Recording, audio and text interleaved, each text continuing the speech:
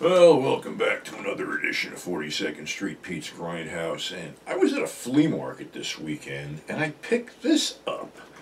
I don't know how close you can get that. The Brain Leeches. And this is Fred Olen Ray's first movie. So, I don't think it was ever actually released other than this. There's like a thing in the beginning that says, we want to thank Fred Olen Ray for allowing us to, present this film.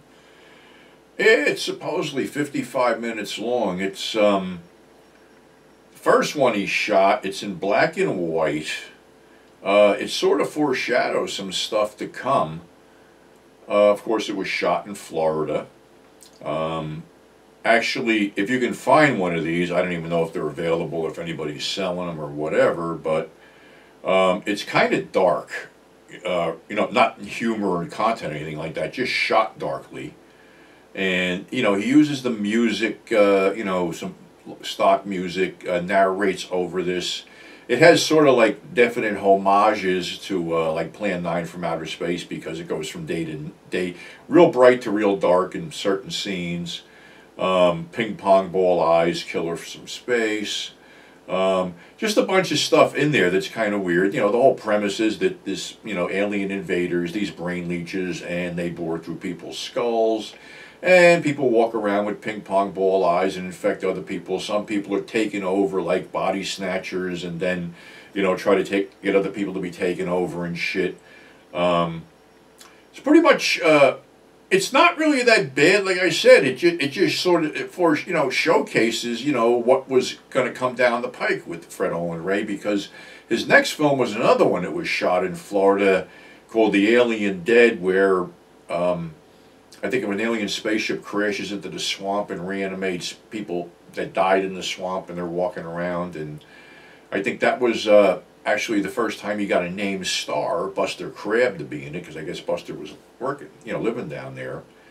Then I think he did a couple other things. He did Scalps. Scalps might have got a theatrical, I'm not sure, but again, he found another, guy that had been around for a long, Kirk Allen, the first Superman, and he was in it.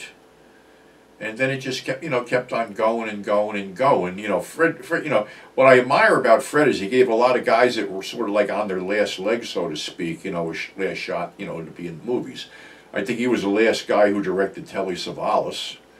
I know he had, Lee Van Cleef in Armed Response, and Robert Quarry and a bunch of his stuff. And, honestly, Fred's movies were, a lot of fun. I honestly can't ever say I've seen a bad Fred Olen Ray movie. They've always been, pretty cool and entertaining. Most of them went direct to video, because it was that era, beginning of the 80s. The Brain Leeches supposedly was shot in, I guess, 78.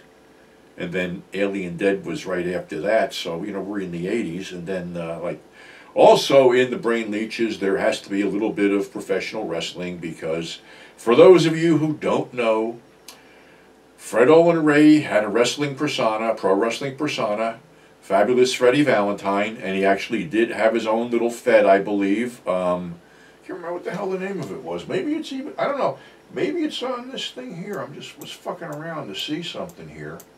I don't know if he actually, I don't think so. I don't really see it. No, it was some kind of, he had some kind of promotion going on, because Dave Friedman had told me that he was wrestling on some of his carnivals down there. And I guess he had met Terry Funk doing this, and then I can't remember, it wasn't could have been AWE or something, I don't know, whatever the fuck it was. I mean, there was a DVD out of it, and it was like, he was wrestling Terry Funk in a rattlesnake death match where they actually had the title belt in a tank full of rattlesnakes or some shit like that, and some light tube stuff, some other things. So, yeah, that was he had his little persona there, Fabulous Freddie Valentine. So, like I said, everything in the Brain Leeches sort of foreshadowed stuff that he'd be doing down the road. Like I said, I don't know if you can find it. I don't know if it's available. Like I said, I picked this up at a flea market. I think it... Not to be insulting, guy was going out of business, basically 50 cents. So 50 cents well spent, because I got to see something ordinarily I wouldn't be able to see. So like I said, it's early Fred, so you know, like I said, you know, if you can find it somewhere, it's definitely worth a look. So that's our show for today. Thanks for subscribing, thanks for tuning in, and we will catch you on the flip side.